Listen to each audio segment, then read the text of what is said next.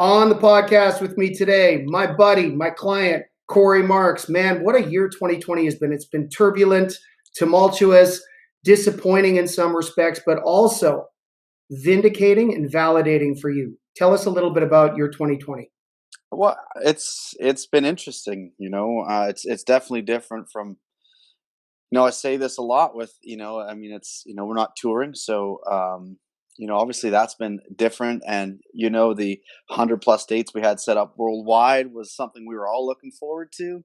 Maybe a little vacation in Australia too, but you know, um, it's even with everything happening, I mean, it's still been an amazing year. Like some milestones for me, I think for Canadian country and for Canadian artists in general.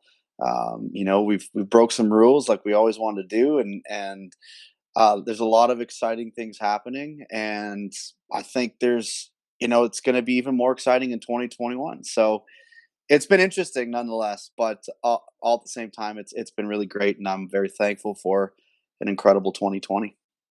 Yeah, losing the amphitheater tour you had set up in the US, all the festival dates you had, so perfectly aligned throughout the calendar. And obviously, I'm an agent, started as an agent, still an agent. So I love seeing that full calendar, everything routed so well. Heartbreaking to see that go, but man, what a year of acceptance for you from both the rock community and the country community, Yeah. and you've really built out your own niche. Yeah. Well, I think with this record, I mean, and you're one of the first people to hear it. Going back 4 years ago when we started recording this thing with Kevin, and I think that's something I always wanted to do once I started in this. Not only in this country music world, but in the music world in general, is maybe create a whole new lane, a different path for country music, like some of my heroes did. Merle Haggard, going back to Merle and Buck Owens. Even on the rock side, like Rush was doing, and continue to do throughout the career. And there's also the guys like Eric Church, who I'm a huge fan of, and even the brothers Osbournes. They're just doing their own thing, and I think it's creating this new lane. And if it's not necessarily new, it's unique because there's not much of it going on. I think there's too much of the same thing going on, and I think you just need a new flavor, I guess. And I hope I'm that new flavor, moving forward here. So it's just something. It's a mix. This record is really, and this project, and the project's moving forward, and the way I've been writing and working with Kevin and Kane, and even with my co-writers, is to just do something that really is able to reach out to not only country fans that love and appreciate guys like who I love, like Merle and Waylon, and there's some newer guys too. I mean, Brad Paisley, Vince Gill, and of course, like I mentioned before, Eric Church, and those guys. I'd love to have those fans that love that kind of country music, but then also dipping into something I grew up on too, and that was rock, progressive rock, hard rock, and metal. And I really think "Who I Am," the record, really has all those elements in it. It's rock, it's country, it's hard rock, and there's even a little bit of metal in there. So I just, Yes. something for everybody. It's pretty cool. One of the most obnoxious boilerplate questions that you probably get from interviewers is, "Oh, what are your influences?" Like you hear that all the time. Thankfully, you've already given us a little rundown of the people who really influenced you And musically. I'm wearing a t-shirt. Rush, yes, you are. And I got Merle Would back here you too. So. would you say some of that though is a product of your generation, where I would say, especially when the iPod came along, you saw more people willing to get outside of what was their comfortable format, the radio station they listened to, and they would just be free to enjoy different types of music from different formats, amalgamate that all in one place. And, the first place I heard it usually was like in the gym with people's playlists where, they might go from Eric Church to Slayer, and it was like, where'd that come from? And that was just something that didn't really exist even in my generation. It was like, if you love George Strait, it was really hard to also crank up AC/DC because people would go, wait a minute, Yeah. you're a country fan, right? But you broke down those barriers by virtue of your generation, I would say, but also just what you had been exposed to musically growing up. Yeah, I mean, I feel so lucky to have a dad that, like I say in all my interviews, was just such a huge Merle Haggard fan, and Waylon, of course. And I know I'm going to use these names a lot, but it's who I am, no pun intended, and that's just what I grew up on. But my mama too, like she loved like Buck Owens and Vince Gill, and even going as far back as Jimmy Rogers. So we have those elements, but then on one side, when they're doing the dishes or making dinner on a Sunday or something, singing those old classics. Well, on my way to the hockey rink or wherever I was with dad, it went from Rush to Deep Purple, Grand Funk Railroad, their live CDs, the live records. And then, as I grew older, it expanded to, progressive rock like Dream Theater, and then into metal like Pantera and Lamb of God and Arch Enemy and all these. So I just had, it was like every 3 years, 4 years, or maybe even every 2 years, it was like I was evolving, not only as I'd say a musician, and this is long before I was an artist. I was a drummer before, as you know, and but it just really expanded my way of thinking when it came to creating music. And I think again, those are just times in my life that I'm really thankful that I had that opportunity to go from one spectrum to another. Where you have this.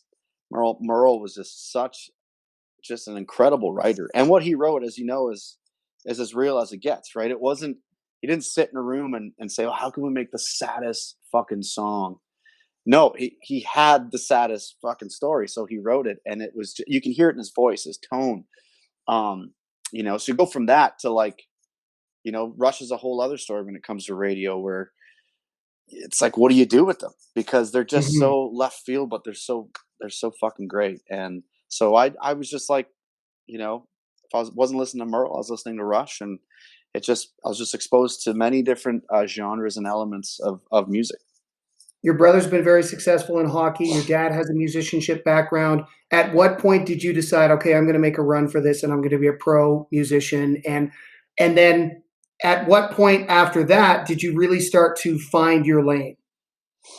I think it started when I was 18 and I found out my brother lost his left tooth, and I realized that my dad had all four teeth gone. So I said, I can't, I think I'm the only Markward with all my teeth, and I'm going to knock on some wood here.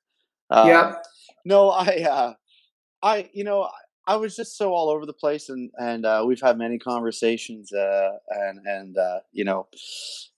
still am at times, in certain elements, but you know, um, you know, I was just such a freak of aviation when I was a kid, and still am. But I also, I grew up in a hockey town and a hockey family. I was never as serious as my brother. Because that's, from 3 years old, it was, I want to be in the NHL. That was it. And he's had a great career that continues to grow, he's in Florida now, Jacksonville, Florida, playing for the Icemen in the ECHL, and I think it's his 13th or 14th year pro.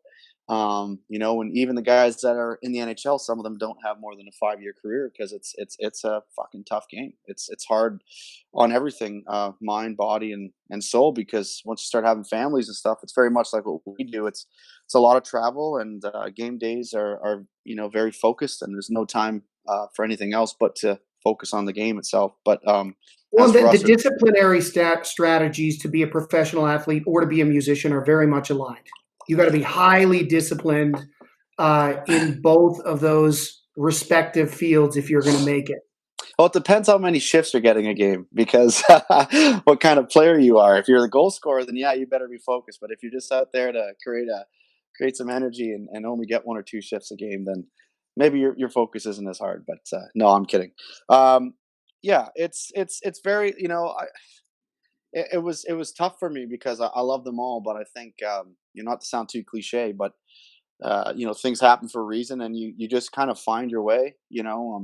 Still play hockey from time to time. I'm getting my pilot license now, even though it might not be through the military like I always planned.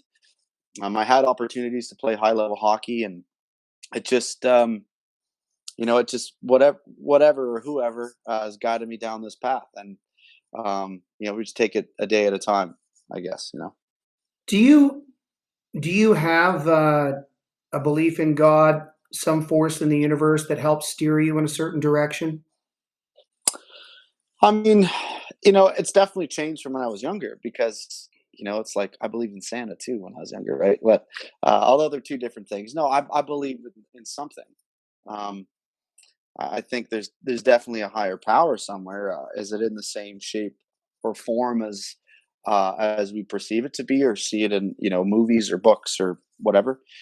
I don't know, and I don't think anybody knows until you get there and hopefully see that light, or you see those flames. It depends which way you're going, but I might see a bit of both. So I don't know.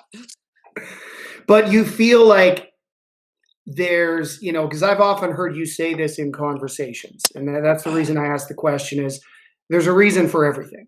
Yeah, Even when you were wrestling with the disappointments of 2020 and the tours getting canceled and all of that, one thing that seemed to backstop your mental health was, I don't know why this is happening, but there's got to be a reason for it.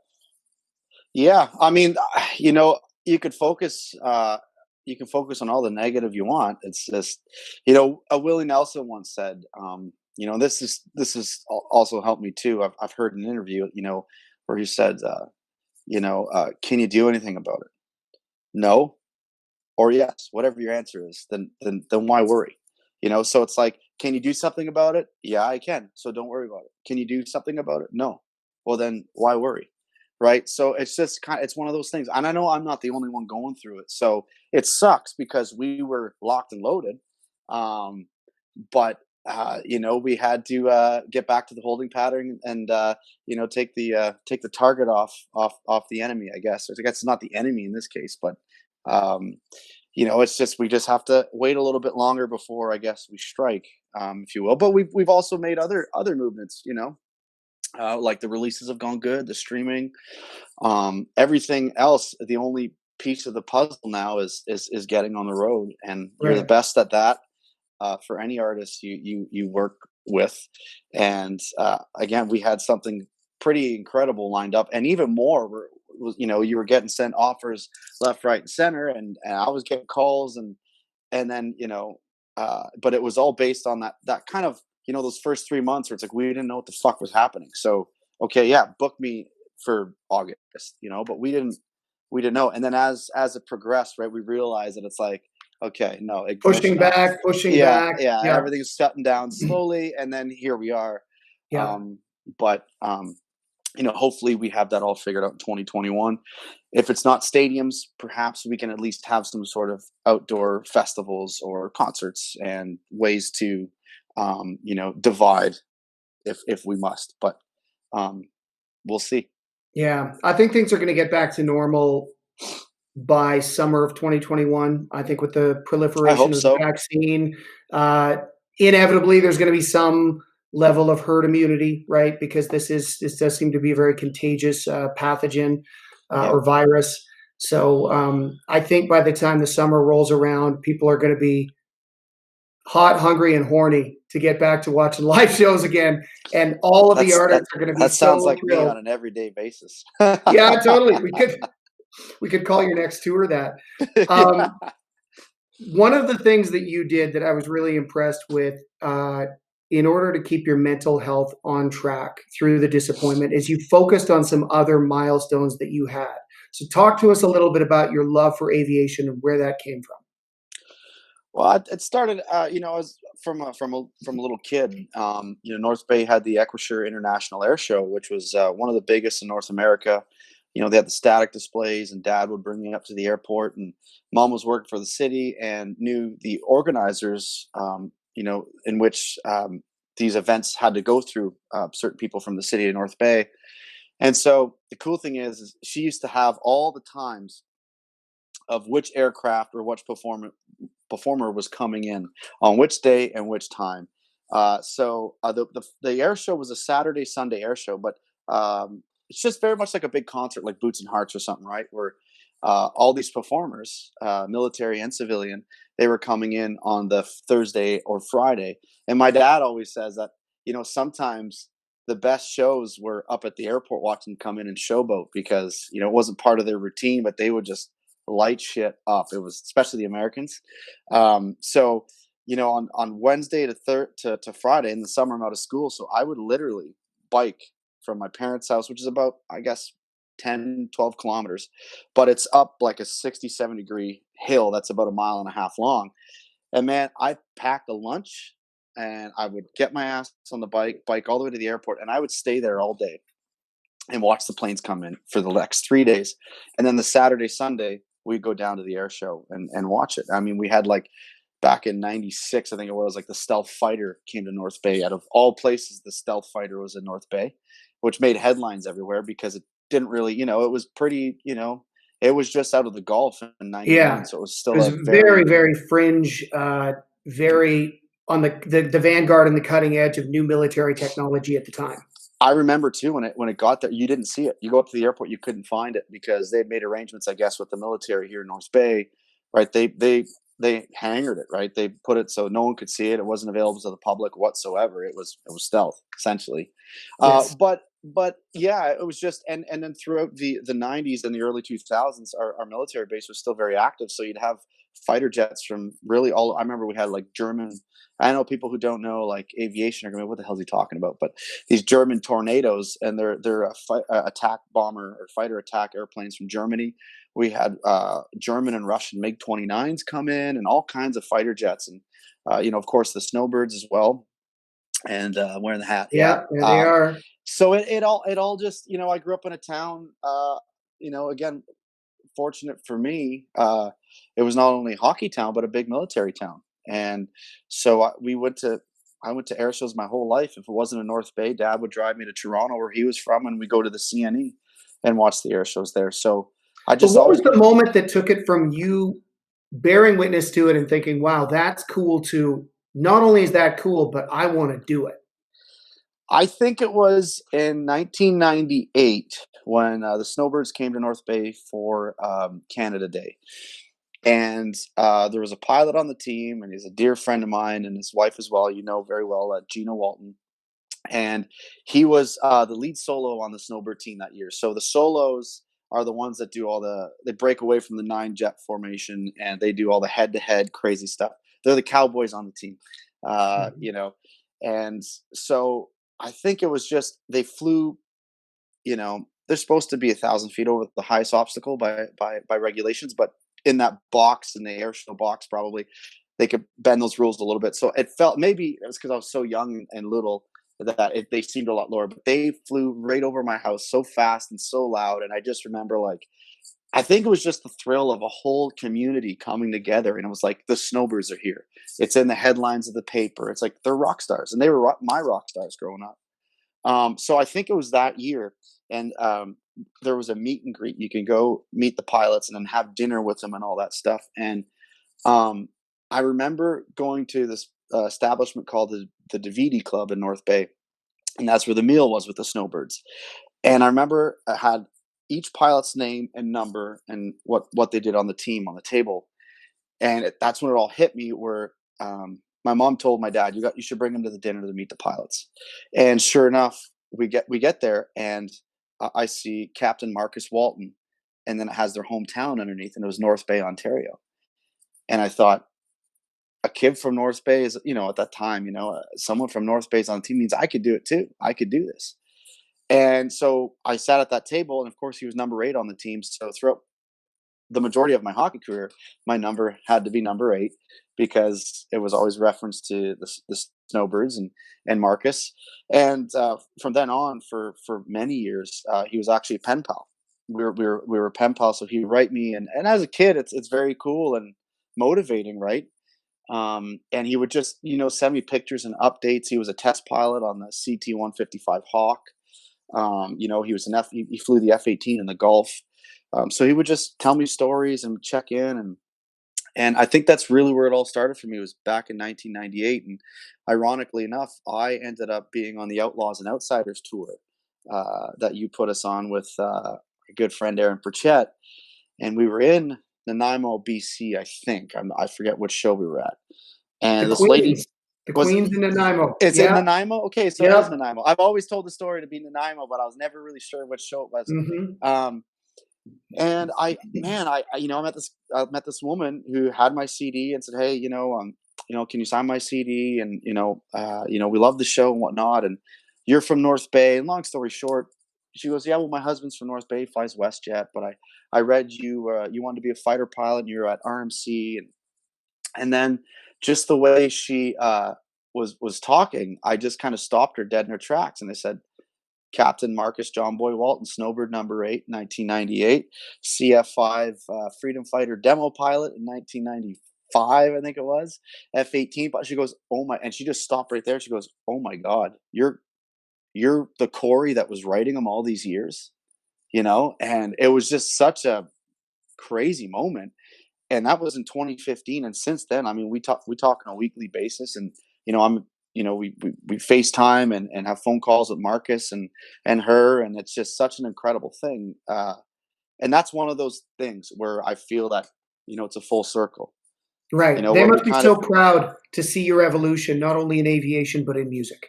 Well, what a thrill for them too, and they're just such great support too, and to try to because rock stars and fighter pilots are very similar in certain ways. So we like to have a good time. But the coolest thing is too is that it's wild to think that we used to chase the snowbirds around Ontario to go to their shows, and then when I opened for Brantley Gilbert and I believe it was the Toby Keith show in Calgary, like right now Gina and Marcus are coming to my shows. And I mean, Canada is so massive, as you know, and any Canadian would know that it's hard to be in touch if one's in Ontario, the other one's in on the West Coast.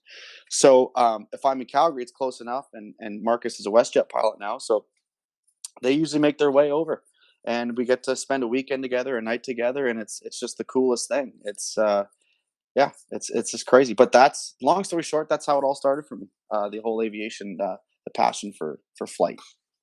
How comparable is the thrill being on stage and or being in the cockpit of that jet?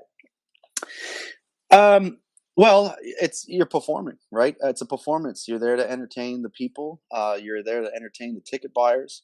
Whether they're buying a ticket to the show to see the headliner and your opening, or they're buying tickets to see an air show. And, obviously, the snowbirds are in the United States. There's typically the snowbirds and then the U.S. Air Force's Thunderbirds or Blue Angels. So, they're going to hate me for saying this, but sometimes they're the opener to the main act. But of course, in Canada, they are the closer. But it's still it's a performance, and it's some would refer it to almost like the dance of flight. It's very much there's certain maneuvers, and the performance itself is very it's very precise on what you do, just like having a set list, and the drum solo goes here and this part goes there. It's all rehearsed, and it's a show. Yeah, it's methodical, but sometimes the magic happens in the stuff that's unplanned, just like a live show. Sometimes, and it can happen in the air, and it can happen on the ground too, like just meeting someone, and just like anybody, they have their heroes too. And being on the snowbirds, you have to be the best of the best. So I'm sure, going from air show to air show, they probably meet aviators that they watched when they were kids.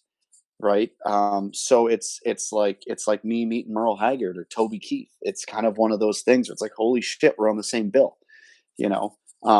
so yeah, it's very similar. And the biggest part of it all is when I spent probably 2 weeks in total in 2017 with the team, between Barrie and North Bay and then Abbotsford.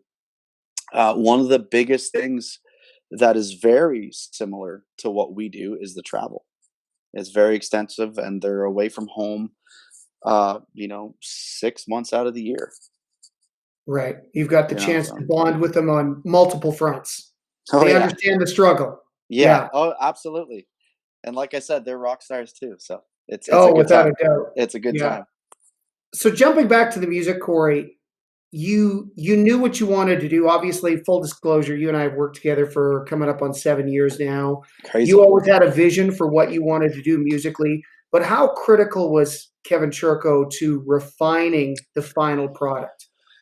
Well, Kevin is just, and this is just my opinion. I think he's the greatest. He's the best at what he does, and I mean, his mentor growing up, or what when he was first starting, was Mutt Lang, and it really doesn't get much bigger than that as far as producers. I mean, there's other great producers too, like David Foster and even guys like Quincy Jones and Michael Rick Jackson. Rubin. But Yeah. for what Kevin does, and what we want to do, and what he's done already, he's just simply the best. And the cool thing about Kevin and I was it was just this click where it's just we got each other. I don't know if it's because we're both drummers, but no offense to all the drummers out there. That I love you guys too, but I think we definitely connected on that front. But we just, I mean, he loves Steve Earle. I love like my like Merle Haggard to me is his Steve Earle, right? So Right. there was that. We both had these kind of outlaws country heroes. He's a big Waylon fan too, but he loves Merle as well. He Um, seemed to wrap his head around very quickly what you wanted to convey. well, the thing is, I think we both had this same image, if you will.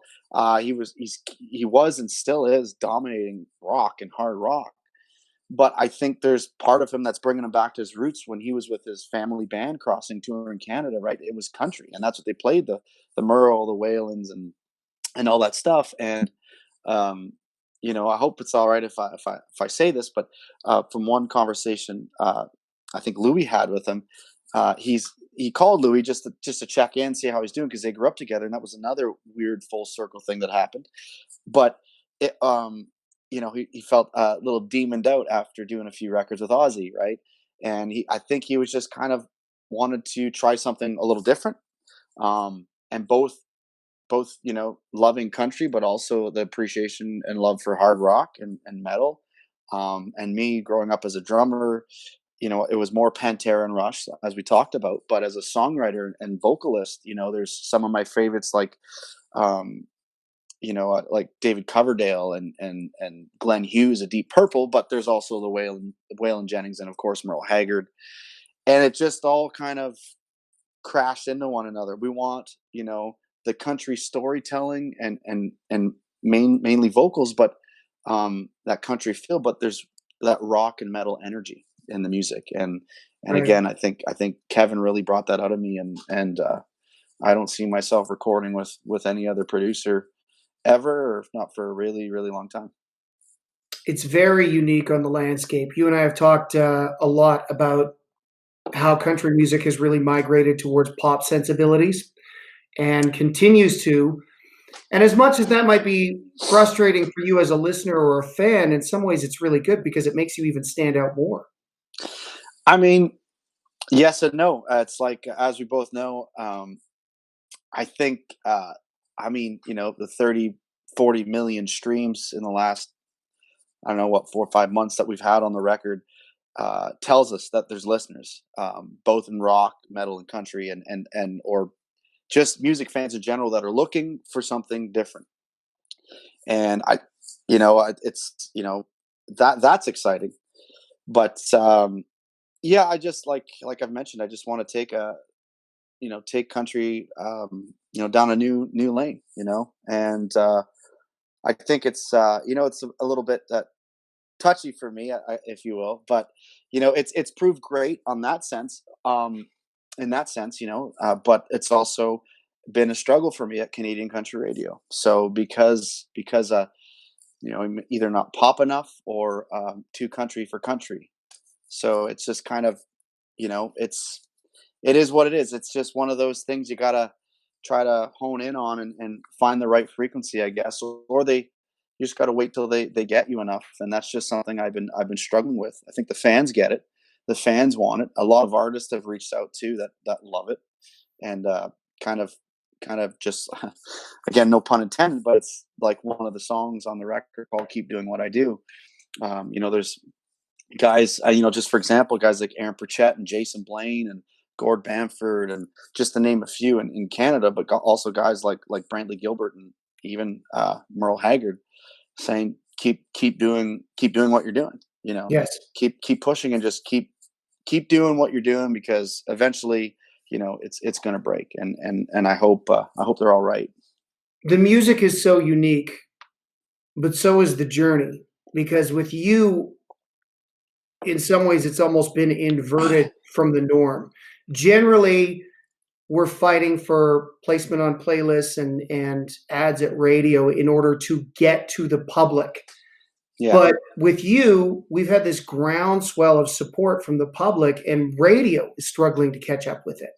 yeah, It's unlike anything I've ever worked with, other than I would say, even though he's totally a completely different artist, but Johnny Reed in the early days. I think you and I have talked about this. It was yeah, like people were like, "I don't get it. It's not country," and it's like, okay, but he sold 35,000 records last week. Like I yeah, get that you don't get it, but your fans do. yeah, And then eventually Johnny broke down those barriers and he started to get some love from country radio, and then things really accelerated. But I feel like in some ways your journey runs parallel to that, even though your music is so completely different. You're different artists altogether. It's like the fans love it, they get it, they're streaming it, they're supporting it, and now the industry needs to figure out how they're going to get on board. yeah. And I mean, and again, it's not to to be bashful or anything. It's just we've seen it.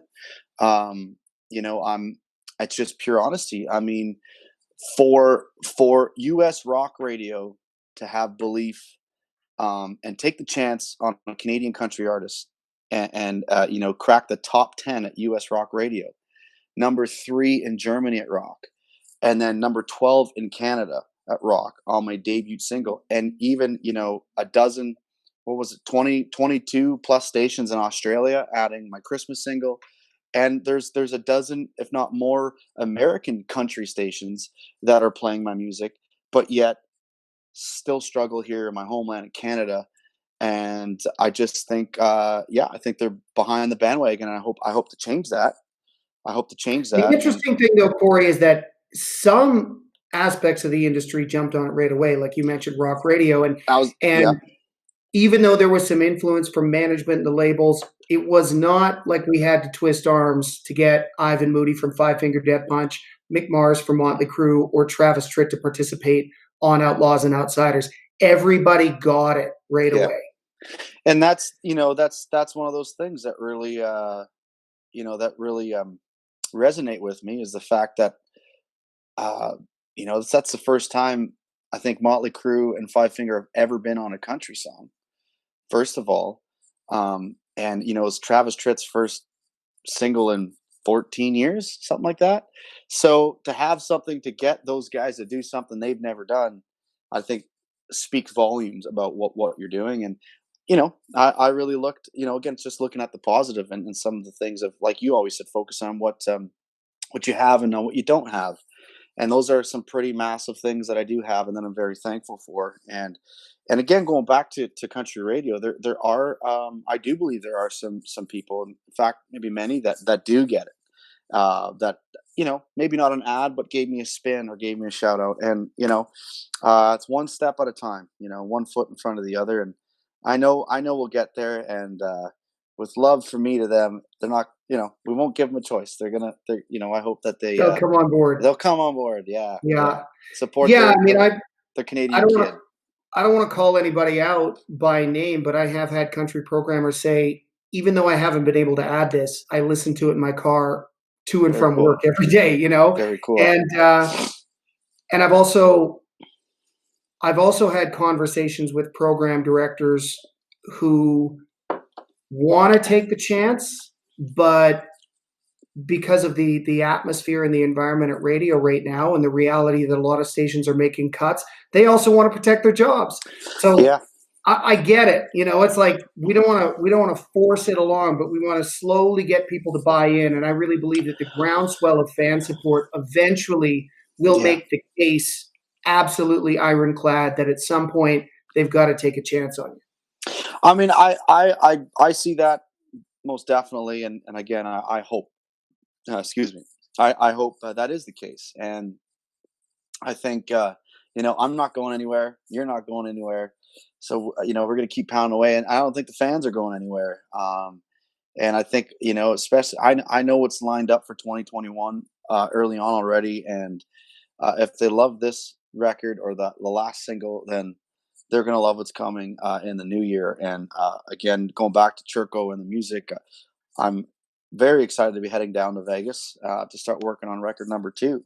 And I know, I know there's some country radio singles on there, 100%. So, and again, just like the last record, I mean, you got to believe in what you're doing. I think there's going to be a little bit of everything. There's definitely going to be some stuff for rock radio. There's going to be some stuff for country radio, and most importantly, I'm making music for you know, for the fans. And not to sound just like everybody else or too cliche. It's just I found that this year it really spoke to me. You know, I mean, you've seen it on my live streams. There's over 20 different countries that are tuning in. You know, and I'm live from North Bay or Sturgeon Falls, Ontario, and I got people from Brazil, France, Kazakhstan, UAE, Germany, UK, US. It goes on. Italy. It just and the merch orders. I've shipped thousands of merch personally from my house here to around the world, Australia. And so that to me on record number one, with absolutely no fucking touring, just strictly based on streams, and of course the love from Germany, Canada, Australia, and the US radio, and other stations, of course, in Russia and the UK too. It's just been, I just can't wait to get back out on the road and be able to see these people here and feel them, and most of all party with them.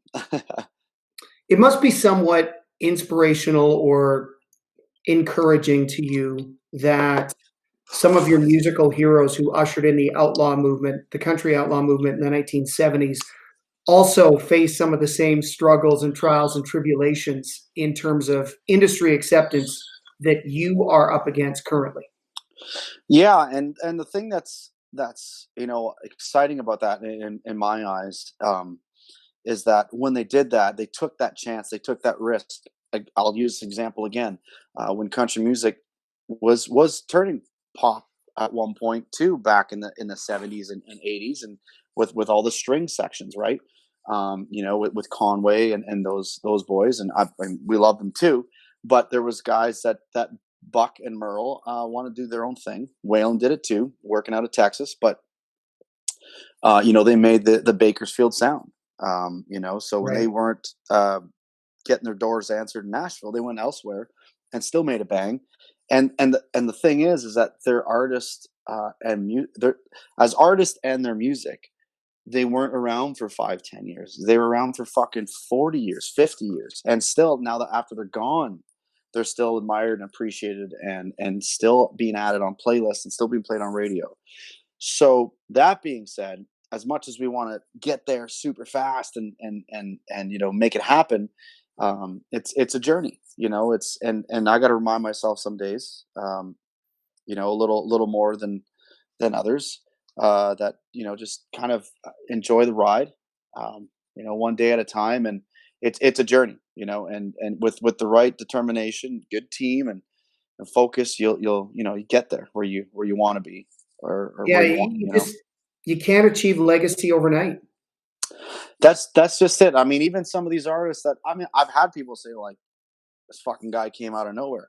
Well, they don't know that I've been slugging away in bars for 10, 11 years. Right. And yeah, this year is huge for me, but I've been, Did I that feel condescending or insulting to you sometimes? Or is it just more of like you can forgive them because they're unaware?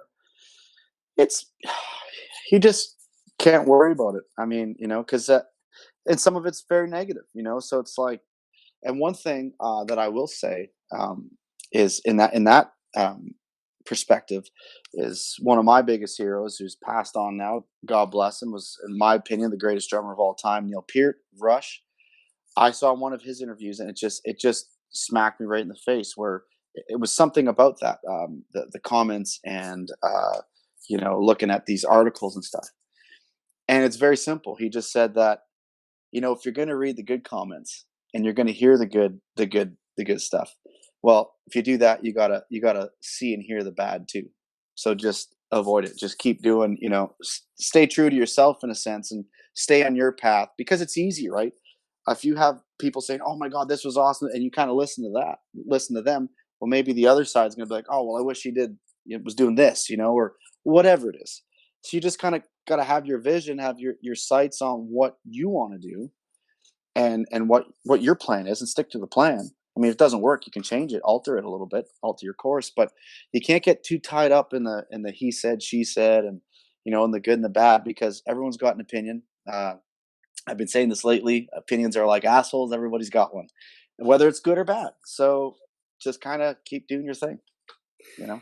Yeah, and I think that's a really healthy perspective mentally, because you don't want to fall into the trap of delusion where you think you're Yeah. bulletproof and everything you're doing is perfect. But you also don't want to fall into the mind trapping that you are responding too much to the negativity and beating yourself up. And There's a I'm guilty balance of to that. be achieved. I'm definitely Oh, guilty of that. You. you're human. And I think we're all sort of programmed to pay attention more to negative emotion, Yeah. right? Then we're all like that. 100 positive comments. Somebody goes, "This fucking sucks." Who's this fucking That's guy? the one. That's the one that we want to respond to or pay attention to. And then actually, what we're doing is we're feeding into that energy Yeah. instead of going, you know what, 99 to 1, I can handle those odds. Yeah. You And know, you know what? Like, it's like, there's some days where it's like, I'm talking to Jason Hook from Five Finger, or Ivan Moody, or Travis Tritt, texting these guys, and then there's, it's a pinch me where it's like, holy shit, even I'll talk to Emily after and be like, she'll be like, isn't that crazy? Like, you're like, you're just on the phone with Travis Tritt or Kevin Turco, or, and it's like you have all these guys that believe in you, and this team that believe in you, and just like you mentioned, and it's like, and then you just see one comment, and it's like, well, who the fuck's Trollface 497? Who the fuck is that guy? It's like, but did you read all? yeah, Did you read all the amazing comments? Yeah, but who's this guy? And you could just focus, and it's amazing how it could fucking ruin everything. That incredible feeling and moment you're supposed to be in, and headspace, is ruined by Troll 57. Like, who gives a shit, yeah, right? totally. And you know, it's good that you say that, and it's good that you understand it, because they can only ruin your day if you're complicit in it. Exactly. And the biggest thing I'll tell you, one of my heroes and mentors for that is my big brother. As you know, hockey and music are very much related in the sense of politics, and you know, I mean, you may not be reading comments, but imagine having 20,000 fans yelling you shoot the puck, or like, pass the puck, and telling you how to play the game, and then there's comments too, and he's been so supportive in that sense of just kind of, just turn this, put the blinders on and don't pay attention to any of that shit, because it really doesn't matter, and you don't want to hear it or see it anyway, Yeah, so just he's helped me with that a lot. I heard someone say, I can't remember who it was, but Michael Jordan isn't reading the fucking YouTube comments on his highlight reels. Like, Michael Jordan isn't doing that. That's not what he's Yeah, spending time doing. He's in the gym or working on a book or working on a working on project. his three shot or three Right. pointer, Like the highest level performers in any given echelon aren't spending all their time on consumer feedback, because it'll just drive you crazy. That's all it'll do. And even like I said, even the good. But if you read the good, you got to read the bad too, and that could alter your heading, you know, and where you want to be, or the way, even just your thought process. So So I think people would really derive a lot of encouragement and inspiration into understanding how you've navigated your headspace, not only with what you've done through aviation, but you're quite loyal to your physicality and making sure that you're getting your aggression out in the gym on a daily hmm. basis or regularly. How important is that process to you? It's very important. It's there's days where you just, I mean, everyone goes through it. I'm sure you have too. And then I realize you just went on a fucking 10-mile stroll with 100 pounds on your back, or whatever it is. But the one thing I can tell you, and that I've told friends too, even my good friend Ed Regan, who does all my videos. He's been great at motivating me and keeping me going, and I do the same for him. There's days where it's like, I just want to sit on the couch. I don't want to do anything. I'm tired. I'm exhausted. But um, you just gotta find that kind of drive, and there's sometimes where it's not even tired. I think it's anxiety. I never really dealt with it till like, and I've told you this too, till like, up to like maybe the last 3 years or so. But you sit there and you feel like you're fucking just spinning your wheels for nothing, and you can either be mad at everything for really nothing, and then it's like, I want to go to the gym, but I don't want to go to the gym. You can't make up. Just go, because, and then half, yeah, fucking sucks. Oh, drop you, chipped off the cord. That's okay. So yeah, it fucking sucks. See, I'm French. I'm talking with my You're hands. talking like an Italian or French. Hey, Yeah. shut up! I tell you a story. No, but Cheto. No, but you sit there, but then yeah, running. The first 5-10 minutes fucking sucks, but then you just start. I find once you start sweating and realize that, okay, well, only got another. I've been doing this for 10 minutes now. I can do another hour or whatever. It's incredible, and I'm not just saying this trying to be like a gym rat or anything. Fuck, go for a walk. I Yes. take Tesla for a walk sometimes, my dog, and it's like, it just, you come back and it's like, what the fuck was I mad about? What was I even? Life's great, everything's good. What am I? That's how it is for me anyway. It might be different for other people, but I think it's pretty similar to a lot of people, where it's either you're stressed, you're anxious, even sad, you had a shitty day, or you go fucking work out and get a good sweat. Like I said, it doesn't have to be anything crazy. Go for a walk, go in the sauna. Yes. I find, just get a sweat, whatever it is you're doing. Doesn't have to be crazy, but it's definitely helped me. Especially on those, darker, shittier days that everyone has. You're human. So, but if you don't know how to cope with it, and if you're not into working out or whatever, I think that's where, go for a walk, do something, and it does help. It really does. Yeah, you got to 100%. sort of self-determine your coping mechanisms, right? And they can be nefarious, or Yeah. they can be something that ultimately is good for you. I'm a big believer in working out, as you know. You and I talk about this all the time. There's just something about that endorphin hit, right? Like when they start Yeah. flow, your endorphins start flowing, and it's like, okay, I feel like I'm back in control. And then I think that the sense of accomplishment, with whether it's a good long walk, like you suggested, or a good hard workout, and Yeah. knowing that you put in your time today and that you were accountable to yourself on some level, just makes you feel like you're moving forward in your life, even if things are at a standstill. Yeah, no, 100%. And it's like, you didn't do yourself any wrong. You've literally, I think, made yourself better by doing something, by getting exercise. And it's easy to switch to alcohol, or as I No say, as judgment, people say. brother. No judgment. No, but that's, hey, it's after a long hard day, and I'm going to the Fair gym enough. after this, by the way. But You work out after you drink? I can't do that. yeah, it's instead of pre-workout, I get Emily to drive me. That's awesome. No, but I do think, yeah, no, I think it's just great. Again, not to sound too cliche, but mind, spirit, and body. Yeah. Even days were just fucking stiff and tired, and just like, you're just blah. I could even be just. I mean, in Northern Ontario, it's that cold, and not only cold, but the moisture in the air. It's very humid. So yeah, you could be healthy, but you could still feel like shit because of the air, simply Yeah. because of that. But I find, even on those days, like, it's hard to get going when you get to the gym. You're like, oh my God, I'm so fucking sore. But once you get through it, like, all of a sudden you're like, oh shit, man, thank God. Like, I'm so glad I went, Yeah. and There's that's how something to be said for movement, moving that lactic acid through your system too. Like, go ride a the bike. days where I'm stiffest, yeah, it's like maybe I'm not going super hard that day at the gym, but there's lots of reps, lots of activity, and then Yeah, when I leave there, I'm like, oh, now my back isn't stiff. It just 100%. changes everything. Yeah, Yeah, and just get the lactic. Like, I mean, we do it in hockey as well. Like, that's why you see them riding the bike after practice, or right. before or after game. It's just to get the body moving, blood flowing, get a little sweat, get the lactic acid out of your legs. And hell, I'll even say this morning before my flight, I had to pull the plane out of the hangar, but I went for like, nothing crazy, but a 3 mile run before my workout yesterday. And just that kind of, getting up, having a coffee, hanging out, going over my flight procedures. Then I drive an hour to the airport.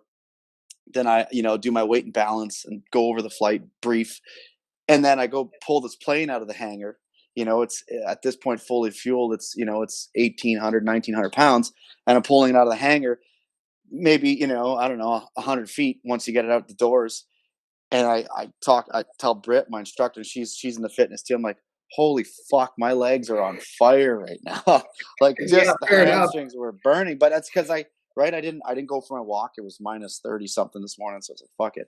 I didn't go for my walk, and really I just sat in a car, sat in a briefing room, and then pulled a 2,000 airplane out, 2,000 pound plane out of a hangar, and started using those muscles. Now, if I would have probably went for a run or a walk or something, you wouldn't have that, right? Because it's just lactic acid buildup. And anyways, Yeah, no, I mean, go to a listen, gym, do something, bike, whatever it yeah, is. that's good advice. Um, you've had some amazing collaborations already. You're dropping a new collaborative single with "Blame It on the Double." What? Let's break it out by format. Dream collaborations for you in rock. Who would you love to collaborate with that you haven't collaborated with yet? That is really hard. Um, in rock, uh, there's so many. Um, for melodies and just pure kind of anthemic feel. I think it would be really cool if like Def Leppard or something.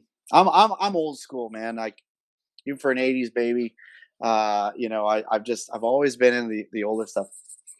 But I think like aside from who I already have, like obviously like someone like Ozzy Osbourne would be, and I talked to Kevin about that, and I said, even if it's not a hard rock and so I would love to do a ballad with. I've always been a huge fan of the Ozzy Osbourne ballads, man. Yeah. And some of my favorites Kevin wrote, so it's pretty cool. I hope that happens one day. So for rock, yeah, man, if I could pick one artist, it'd probably be, what, Ozzy Osbourne, because it's Ozzy and I love him, and for the energy and the badassery, Kid Rock. Off the top of Yes. my head, there we go. Yeah, that would be a perfect fit. In terms of country, I know we've talked about Eric Church as a dream collab, so we'll get you started down that road on a guy like him. Who else in the country format would you love to collaborate with? Well, recently, Eric Church is definitely number one there. I'd love to do a song with him, um, and not only because of his achievements, but I think just based on his songwriting and both the same age. Um, and I find just sticking to his roots. I feel like he's a bit more of an old soul as well. Luke Combs, um, you know, I think he's steering away from the popness of country, Luke if you will. Combs brought '90s country back. Exactly. So, like, yeah, for newer age artists, I think aside from Eric Church, Luke Combs would definitely be up there, or it rather, for me in the country platform. But if I were to do like, I've also been a huge fan of Casey Musgraves too, just because of her not trying to follow format and just kind of, she really did do something different. And I know she's got great love and appreciation for country like Willie Nelson and Merle and old school. And her songwriting is just incredible. So I think Casey Musgraves and Luke Combs would be my country picks. And I know you're going to hate to go there in your head. We might not actually. What about pop? Who in the pop world do you admire enough as a lyricist, uh, as an artist to go, you know what? If that individual came knocking, I would be totally open to it. That's another, like, what, like I have nothing against pop music. It's just strictly, I just think there's just too much of it on country radio. Period. I mean, no, not being bashful, or not that I, um, you know, hate it or anything. It's not my thing. That's just my opinion. There are some good stuff that I like. There are some things that I do like. I just think it's just overplayed. But so in that front, I mean, I also love like Biggie and Tupac and um, even Shaggy. I love me some Shaggy. Shaggy's awesome. I actually went to his concert in like grade 9. I thought he was incredible. It was a great show. But You as for covered "Sorry" by Bieber. Did a great I job of covered that. "Sorry" by Bieber.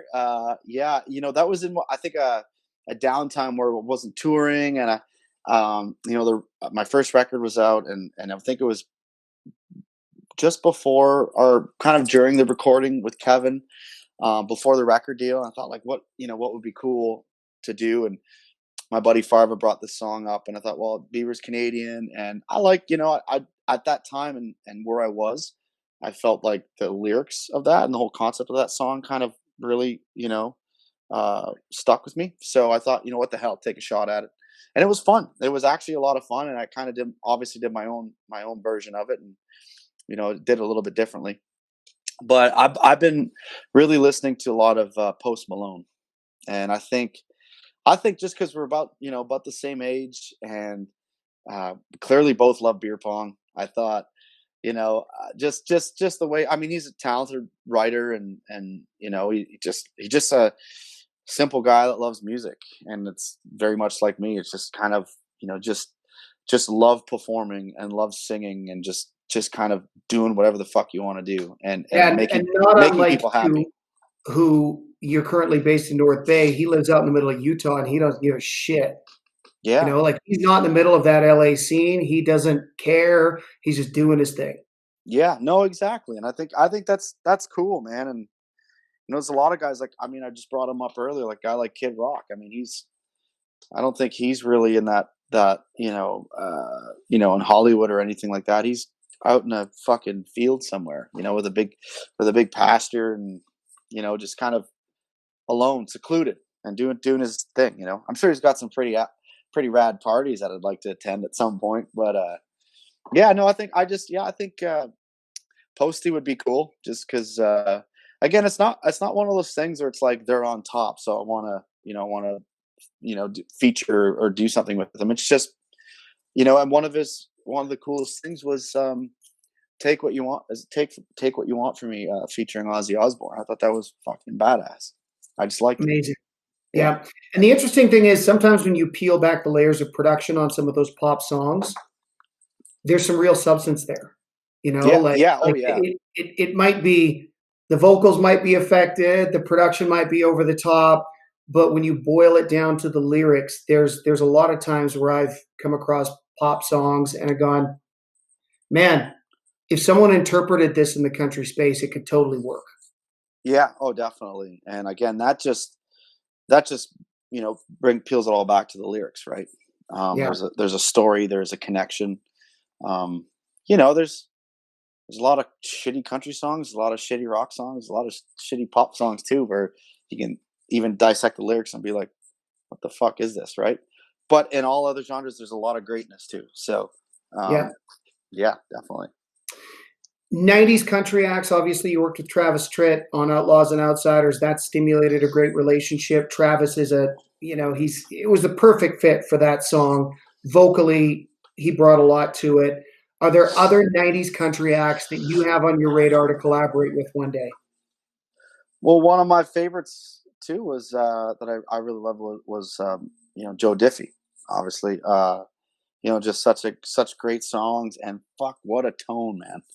Just such a great singer.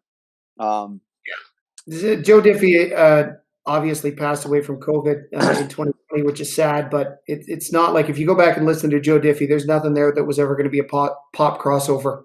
Like, yeah, the yeah, no, way he that's sings, it is yeah, to the core. yeah, no, it's country to the core indeed. I've had the honor to open up for country icons like Marty Stewart, and also Mark Chestnut. Um, I think for me, if I can, work with I mean, Alan Jackson is great, and I've worked with Toby Keith as well, but I would think he's probably more. I mean, yeah, he was '90s too, but he's probably more 2000s, right, Toby, where he Yeah, he was, really came into it in the 2000s, but should have been a Cowboy, 1993, 1994. He yeah, had a substantial career in the early 90s. Then he yeah, faded away, and then he came back with a vengeance. yeah, yeah. So Did he ever? uh, Did he that would be ever? a great fit for sure.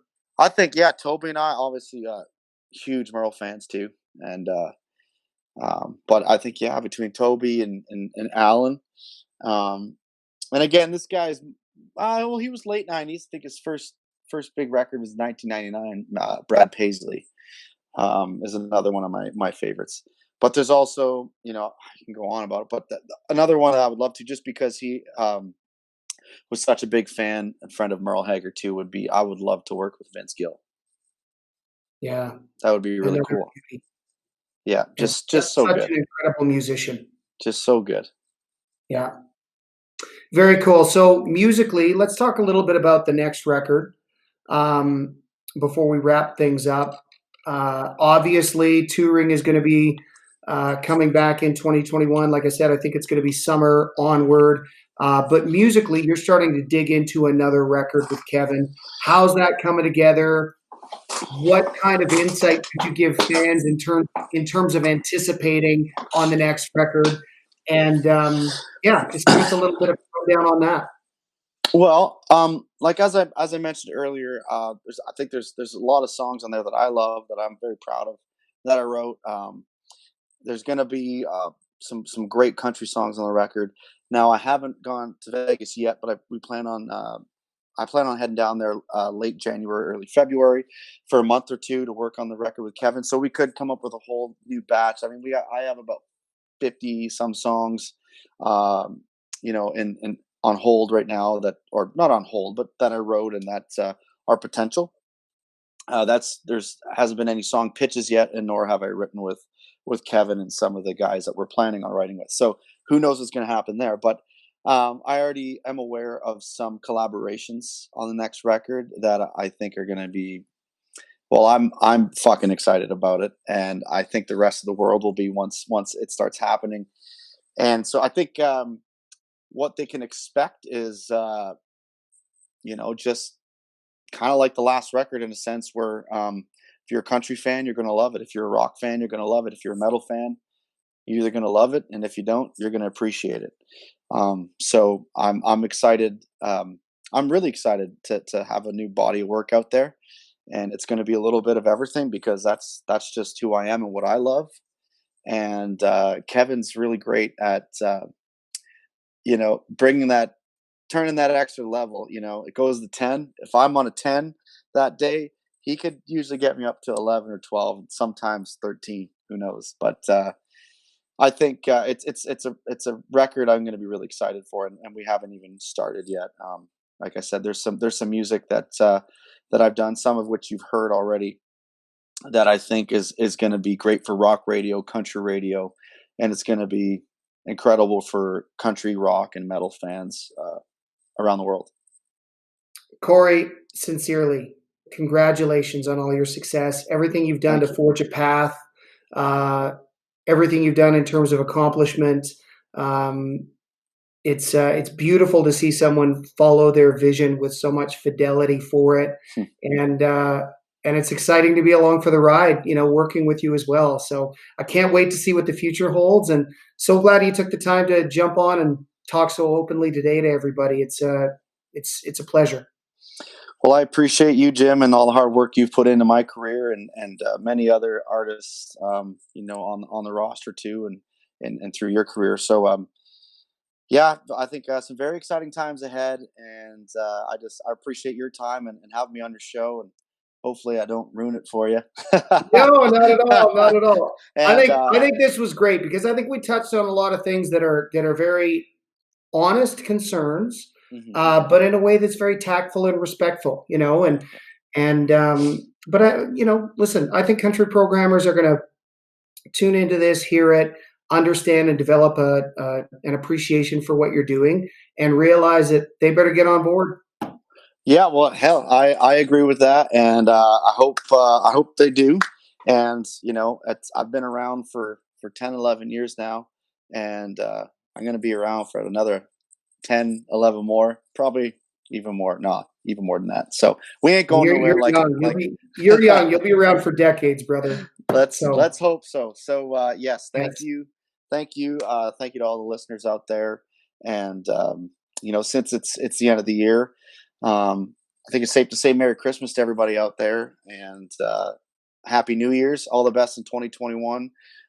Nothing but love, happiness, and health to everybody. And we'll see you down the road. God bless you, brother. Thank you. Thank you. Take care. Thanks a lot, man.